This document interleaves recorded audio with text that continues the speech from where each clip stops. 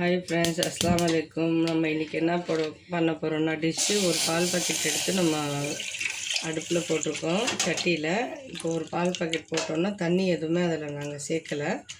தண்ணி இல்லாத பால் நம்ம கொதிக்க வச்சுக்கலாம். அது பண்ணுறதுக்கு நம்ம கடல் பாச்சி எடுத்திருக்கோம். அகர் அகர் சொல்லுவாங்க. இது நம்ம இன்றைக்கி சண்டே ஸ்பெஷல் இல்லையா, பசங்கள்லாம் வீட்டில் இருக்காங்க. ஈவினிங் டைமில் ஸ்நாக்ஸ் மாதிரி நம்ம செய்கிறதுக்கு இது நம்ம கட் பண்ணி வச்சுருக்கோம். இதில் 2 ஸ்பூன் சர்க்கரை ஆட் பண்ணிக்கலாம்.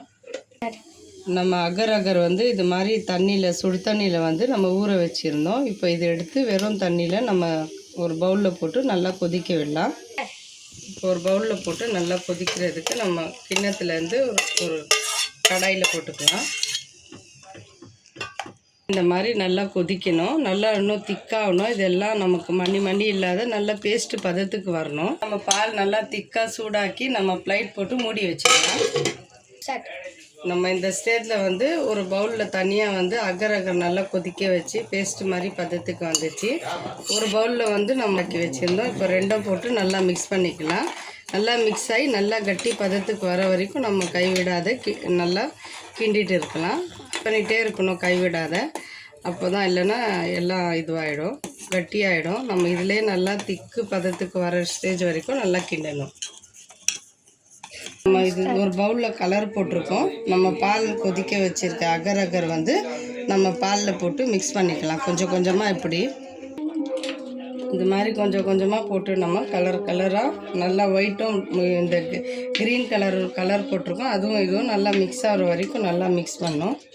நல்லா நம்ம க்ரீன் கலரில் போட்டோம். அது மேலே கொஞ்சம் நட்ஸு போட்டுக்கலாம். கொஞ்சம் முந்திரி இந்த மாதிரி சின்ன சின்ன பீஸாக கட் பண்ணியிருக்கோம். ஒரு தட்டில் நம்ம ஒயிட் கலர் போட்டிருக்கோம். ஒயிட் கலருக்கும் கொஞ்சம் நட்ஸு போட்டுக்கலாம். இப்போ ஒரு 1/2 அன் ஹவர் நம்ம வெளியே வைக்கணும். ஃபேன் காற்றுல 1/2 அன் ஹவர் வச்சு நம்ம அதுக்கப்புறமா நம்ம பீஸ் போடலாம். அது வரைக்கும் நமக்கு நல்லா காற்றுல வச்சா கட்டியாகும், ஜெல்லி பதத்துக்கு வரும். நல்லா இது மாதிரி கட்டி ஆயிடுச்சு. இப்போ நம்ம பீஸ் போட்டுக்கலாம். இது மாதிரி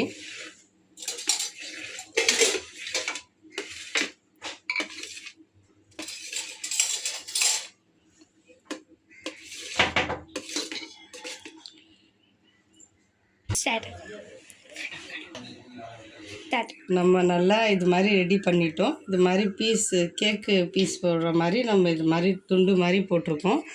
இது மாதிரி ஒரு பீஸாக நீங்கள் போட்டு வீட்டில் இந்த மாதிரி பசங்களுக்கு சாயந்தரத்தில் ஸ்நாக்ஸில் கொடுக்கலாம். நல்லா இருக்கும், விரும்பி சாப்பிடுவாங்க.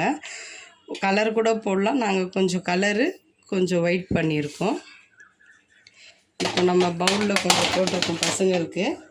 நீங்களும் இதே மாதிரி ட்ரை பண்ணி பாருங்கள். நல்லா கேக் பீஸ் மாதிரி வரும். இது மாதிரி சாப்பிட்டா சூப்பராக இருக்கும். லைக் பண்ணுங்கள், ஷேர் பண்ணுங்கள், சப்ஸ்கிரைப் பண்ணுங்கள். மறக்காமல் வேணும்னா உங்களுக்கு கமெண்டில் நீங்கள் கேளுங்கள், நம்ம சொல்கிறோம். தேங்க்யூ, பாய் பாய்.